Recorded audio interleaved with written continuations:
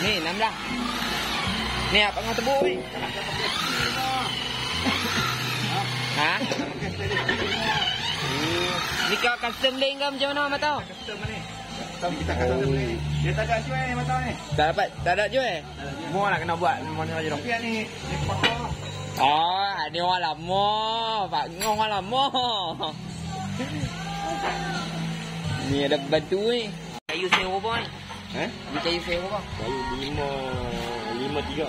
53. Ni untuk buat apa cak ai? Ni kita nak buat sangkak ataupun kelong. Ada yang buat permintaan. Sangkak ataupun kelong. Tengok ni, skru dia pun pakai skru steel ni. Sebatang RM14 ni. Beri washer. Bring washer tu. Ni tukang lama. Dalam kerja-kerja menebuk dan memasukkan skru supaya dalam proses penyambungan untuk pembuatan rumah sangkar ataupun kelong ikan. Ini adalah proses bila di bengkel.